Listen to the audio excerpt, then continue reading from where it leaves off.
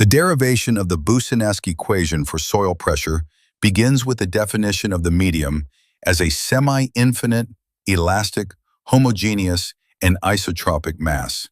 This means we assume the soil behaves like a perfect spring-like solid that extends infinitely downward and laterally, with no boundaries to interfere with the stress wave.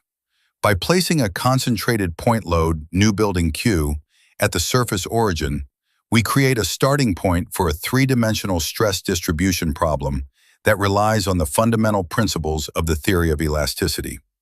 The second step involves establishing the coordinate system and the geometric relationship between the load and the point of interest.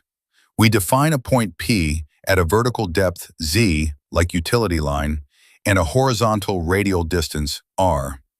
The direct line-of-sight distance from the load to the point is defined as R, which by the Pythagorean theorem. This distance R is critical because in an elastic medium, the intensity of the stress must dissipate in relation to the distance from the source of the energy. The third step is the most mathematically intense, involving the use of a displacement potential function. Boussinesq utilized a Galerkin vector, or a stress function phi, that satisfies the biharmonic equation. By applying boundary conditions, specifically that the surface of the soil, z equals 0, is free of all stresses except at the exact point where Q is applied, he was able to solve for the vertical displacement of the soil particles at any given point within the mass. In the fourth step, we translate these displacements into actual stresses using Hooke's law.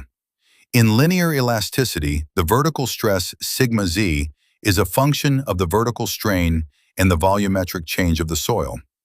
By differentiating the displacement function with respect to depth, Boussinesq determined that the vertical stress is directly proportional to the load Q and the cube of the depth z, but inversely proportional to the fifth power of the direct distance r. This yielded the intermediate formula.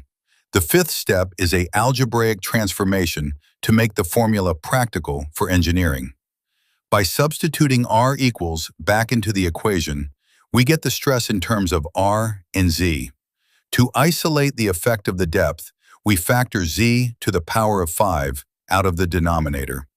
This mathematical manipulation separates the load over area component, QZ, from the geometric component, leading to the familiar structure of the equation. The final step is the interpretation of this result as the pressure bulb. The term in the brackets is known as the Boussinesq influence factor, I sub B. When you plot points of equal stress, sigma sub z, using this equation, they form the nested, bulb-like contours you see in geotechnical charts.